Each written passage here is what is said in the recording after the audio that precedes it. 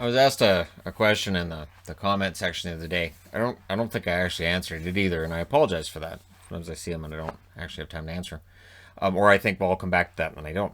The question of when does the NHL decide, all right, that's too many players, we're going to have to reschedule these games. And I'm not sure what the line is. And I don't know if it's a line decided by the team or by the league. And I genuinely don't know. But I'm glad that the NHL does it this way. I've mentioned before that when other leagues have been going through this and you have a lot of guys in protocol and you still play the games anyways, it's not great. It's not a great look. It's not a great look to have a team out on the ice that is at half of their potential. So, and New Jersey is the latest. There's 10 currently on COVID protocol list. I think they put 4 more on today. And so they went from being on the cusp to they're out of action until Saturday. The games through Saturday have been postponed. So Tuesday, Thursday, Saturday, that's 3 games now that have to get rescheduled in the East. Again, we're likely not going to see 56 game schedules actually being played. They'll get as many done as possible. This is why the schedule is so tough. I think they said Calgary's playing 15 games in the next 27 days. Something ridiculous like that. It's either Calgary or Winnipeg. I heard that number and I was like, wow, that's a lot. But that's what it is. And so we're going to see a lot of injuries. We're going to see a lot of guys, going through these things, and it's gonna be a rough year. We get through this season, you can get through anything. And in the other hockey league that's trying to get things going, the women's hockey league, the NWHL, now the Connecticut Whale have pulled out of the bubble, apparently due to positive COVID tests as well. So that means that we had 6 teams enter this bubble a little over a week ago, and we've got 4 left. And my thought is simply, the NWHL doesn't generate the kind of revenues the NHL does. They're not able to have the airtight bubble scenario that the NHL has. And they don't have the time to reschedule, so this is the only option is we've got an outbreak on our team, we pull out. We're done. And so it leaves it at 4 teams. And the next game that gets played is to decide third place in the tournament, and then they try to get this done by February 5th. But this shows just how tough it is to get things done right now. This is why junior hockey's been so late at getting started. The WHL and the OHL, if they get started this year, in the NHL, there's certain teams that are saying, hey, we got to push the draft back because we're not going to get to see the players. They're even talking about pushing the draft into 2022 as like a dramatic pushback of having maybe 2 drafts in 2022. Okie dokie. I can't see that because Seattle's coming in this year. Seattle's going to want draft picks. They're going to want prospects that they can sell to their fans. And the idea of pushing their picks back a year, I don't know.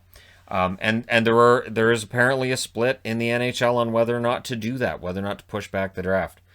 So there's so much uncertainty right now, and we'll see how much this affects the NHL going forward, and of course the NWHL. Hopefully they get the Isabel Cup done. I'm being legit serious on this. Hopefully they get it all done. It is a challenge to get a tournament done right now in this environment. Devon Toews for the Colorado Avalanche. If you're curious, he's apparently out for the next 7 to 10 days. So that's the word, is that it's going to be 7 to 10 days. They have not updated the McKinnon situation, however. They do not believe that McKinnon's injury is serious. So whether that's a week or 2 weeks or a game or just he comes back in the next game or what happens, we don't know yet. So yeah, we'll see what happens with the Avs, but we know the Avs get injured a lot. That's kind of the Avs' MO. Now, as the Tony DeAngelo situation continues to evolve and emerge, what emerged today from Jeff Gorton, now that he's cleared waivers and we're hearing more of the story, he wasn't able to move on from being a healthy scratch. So he took that very, very personally that the Rangers scratched him. He didn't like it. He reacted very poorly to it. And they're not saying exactly what he may have said or done at that point, but yeah, he wasn't a happy camper. And that they basically told him, one more incident and we're done. We can't continue this. John Davidson said social media had nothing to do with why they decided to waive him and move on. But Jeff Gorton said, yeah, he has played his last game as a Ranger. It's done. He won't be playing for the New York Rangers again. And the team is going to try to trade him. So his agent and the team are trying to find a fit for him somewhere else. Now that he's cleared waivers, a team could pick him up, and since he's cleared waivers, you could put him on the taxi squad. You could put him in the AHL if you want, and then have him there as an emergency call up later. But yeah, so this is done. It's finished. The Rangers are saying that's it. He's not going to be in our lineup again, and that this was simply a matter of sitting down with him and saying, okay, one more thing and you're done. So it's exactly as has been rumored. There was some kind of a skirmish between he and Georgiev, but that's as much as we know. We don't know anything else yet for sure, but it definitely looks like he's finished.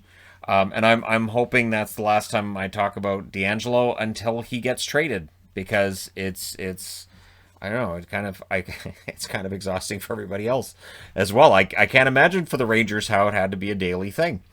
I wanted to end on this too. Vegas, their games have been rescheduled. They're expected to be back playing on Friday. They hope to be practicing on Wednesday and have as many people healthy and in the lineup as possible. So the schedule does get moved around. I would love to put the dates of which games have been moved where, but I'm not 100% convinced we're going to get those games on those dates anyways. So I just do the preview on the day. And even then, thanks Vegas, sometimes games get canceled after I've done the preview. So, or postponed. Sorry, postponed.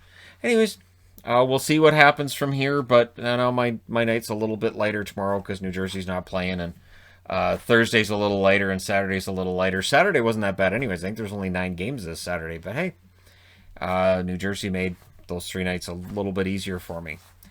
But that means that nights later on in the season get more difficult. It all balances out. All right, let me know your thoughts in the comment section below as always. Don't forget to hit like and subscribe if you're browsing your way through. You just happened upon this video. Thank you guys so much for watching, for all your support. I will talk to you again soon.